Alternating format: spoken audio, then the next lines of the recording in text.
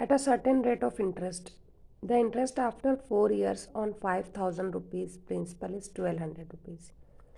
यानी कुछ मखसूस रेट पर जो है वो द इंटरेस्ट आफ्टर 4 years यानी 4 साल का इंटरेस्ट 5,000 रुपीज़ यानी 5,000 रुपये लिया गया कर्ज, तो 4 साल बाद जो है वो इंटरेस्ट कितना हुआ 1200 रुपीज़.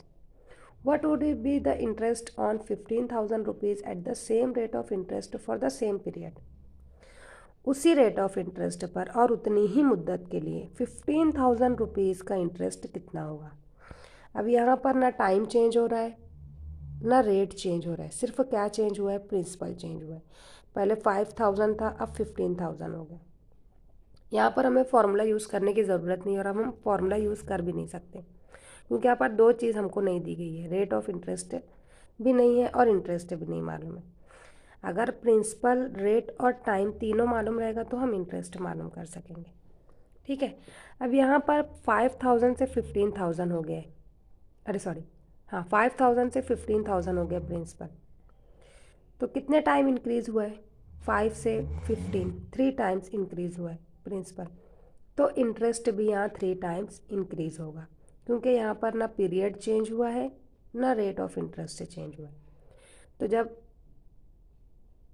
एक चीज़ सिर्फ बढ़ रही है 3 टाइम्स तो इंटरेस्ट भी जो है वो उतने ही टाइम्स इंक्रीज़ होगा. तो यहाँ पर हम लिखेंगे here principal is increased by 3 times, है ना. 5,000 से 15,000 कितने टाइम इंक्रीज़ हुआ, 3 गुना बढ़ गया. Therefore interest will also increased by 3 times. तो इंटरेस्ट भी जो है वो 3 टाइम्स ही इंक्रीज़ होगा. देयरफॉर पहले 1200 था, अब 3 इंटू 1200 मीन्स 3,600 रुपीज़ इंटरेस्ट हो जाएगा. ये बिल्कुल सिंपल है, यहाँ पर कोई फॉर्मूला यूज़ करने की ज़रूरत नहीं. ठीक है. नेक्स्ट क्वेश्चन देखेंगे.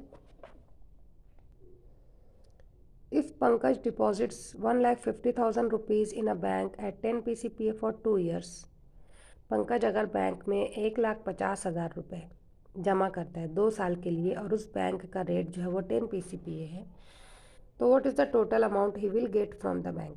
उसे कुल कितने रुपए बैंक से मिलेंगे. अब 1,50,000 तो उसको मिलने वाला है क्योंकि वो जमा किए, और जो इंटरेस्ट उसको बैठेगा उस पर वो भी उसको मिलेगा. ठीक है. तो सबसे पहले हम इंटरेस्ट फाइंड करेंगे. What is the formula, P into r into t upon 100.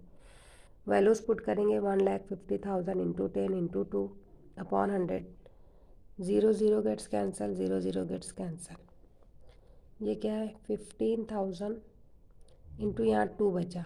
ठीक है. 15,000 इंटू 2 30,000. तो उसको 30,000 रुपीज़ इंटरेस्ट सिर्फ मिलेगा. तो what is the total amount, amount will be equal to principal plus interest. 1,50,000 में 30,000 इंटरेस्ट जमा करेंगे, आंसर आएगा 1,80,000 रुपीज़.